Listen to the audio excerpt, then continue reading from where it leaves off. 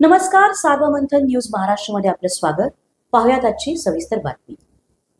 राहुरीच्या महात्मा फुले कृषी विद्यापीठातील प्रशासकीय नियंत्रणात विद्यापीठाच्या कार्यक्षेत्रात कार्यरत असलेले धुळे, मुंबराबाद फार्म, जळगाव, बोरगाव, सातारा, मोहोळ, सोलापूर येथील कृषी विज्ञान केंद्रातील अधिकारी व कर्मचाऱ्यांनी विविध मागण्यांबाबत व होणाऱ्या अन्यायाबाबत धरणे आंदोलन सुरू केले आहे.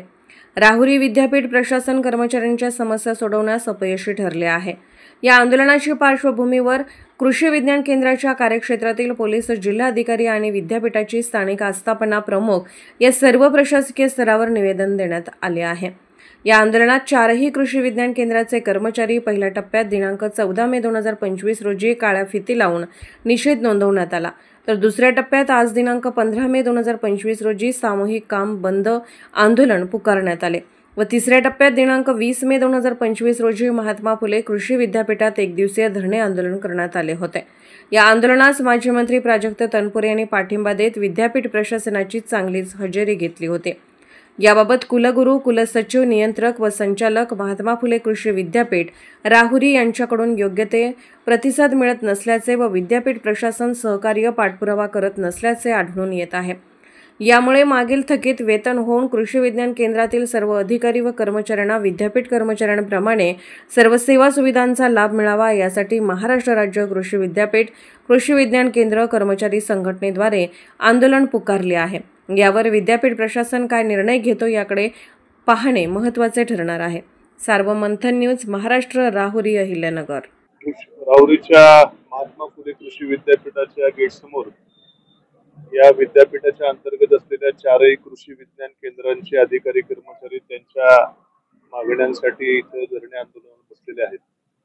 विद्यापीठामध्ये जे काही संशोधन होतं, जे काही नवीन तंत्रज्ञान उपलब्ध होतं, हे सर्व शेतकऱ्यांपर्यंत, या राज्यातल्या शेतकऱ्यांपर्यंत पोहोचवण्याची त्यांच्या ट्रेनिंगची किंवा राज्य सरकारची, केंद्र सरकारची इतर उपक्रम, त्यांच्या नवीन काही योजना असतील त्या शेतकऱ्यांपर्यंत पोहोचवण्याचं काम, अत्यंत महत्वाचं काम या कृषी विज्ञान केंद्रांमार्फत होतं.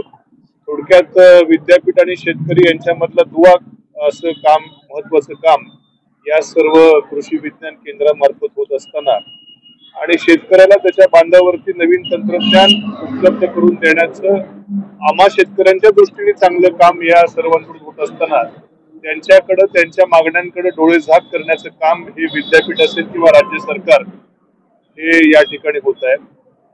या विद्यापीठातल्या इतर कर्मचाऱ्यांप्रमाणे त्यांना देखील NPS ही लागू व्हावी किंवा होती इतक्या वर्ष.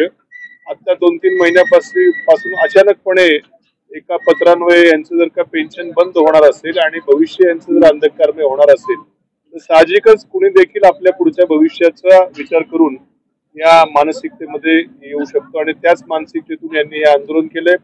मी राष्ट्रवादी काँग्रेस शरद पवार पक्षाच्या वतीनं आज या आंदोलनाला संपूर्णपणे पाठिंबा देतोय आणि आम्ही पक्षाच्या वतीनं माननीय कृषी मंत्री यांना देखील भेटून त्यांच्याशी चर्चा करून या मागण्या त्यांच्यापर्यंत पोहोच करू. परंतु माझी विनंती विद्यापीठाच्या व्यवस्थापनाला आहे की हा प्रस्ताव, यांच्या जे काही NPS आता राज्य सरकारकडून पैसे उपलब्ध व्हावेत, हा प्रस्ताव राज्य सरकारला विद्यापीठानं पाठवावा.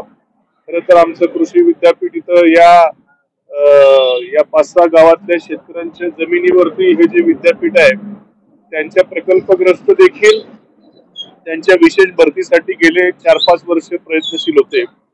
कुठेतरी त्यांच्या सर्व लढ्याला, प्रयत्नाला यश होऊन ते आमच्या प्रकल्पग्रस्तांची देखील एक विशेष भरती, त्या निर्णय त्याला 5-6 महिन्यापूर्वी मिळाला होता, पण अजूनही त्या भरतीचा योग काही येईना. आणि काही मागच्या EC मीटिंग मध्ये कृषी विद्यापीठाने असा निर्णय घेतला की जे वर्ग 3चे, वर्ग 4चे मजुरांची देखील भरती ही TCS कडनं हे कृषी विद्यापीठ करणार आहे आणि जवळपास माझ्या माहितीप्रमाणे 10 लाख रुपये विद्यापीठ त्याच्याकरता घालवणार आहे. आणि नेमकं कुठल्या प्रकारची भरतीला किती पैसे घालावेत, काय करावेत, आमचं म्हणणं होतं की हे विद्यापीठ इतक्या सगळ्या लोकांची परीक्षा घेण्याचा अनुभव परीक्षा विभाग इथं आहे, तर आमच्या प्रकल्पग्रस्तांची देखील इथंच त्यांनी परीक्षा घ्यावी. मात्र अशा गोष्टीसाठी 10-10 लाख रुपये विद्यापीठ त्या ठिकाणी खर्च करतंय. पण मात्र स्वतःचे हे कर्मचारी जे की या विद्यापीठाच्या आणि आम्हा शेतकऱ्यांमधला दुवा आहे, त्यांच्यासाठी मात्र, त्यांच्या भविष्यासाठी मात्र विद्यापीठ एवढं उदासीन आहे ही कुठंतरी दुर्दैवाची बाब आहे. निश्चितपणे विद्यापीठाच्या मी कुलसचिवांशी फोनवरती बोललेलो, त्यांनाही विनंती केलेली आहे आणि मगाशी सांगितल्याप्रमाणे या राज्याच्या कृषी मंत्र्यांना आमच्या पक्षातर्फे भेटून त्यांनाही यांच्या मागण्या पोच करून यांच्या न्याय्य मागण्यांकरता आमचा पक्ष प्रयत्नशील राहील हे या निमित्ताने सांगतो. सार्वमंथन न्यूज महाराष्ट्राला लाईक करा, शेअर करा, सबस्क्राईब करा.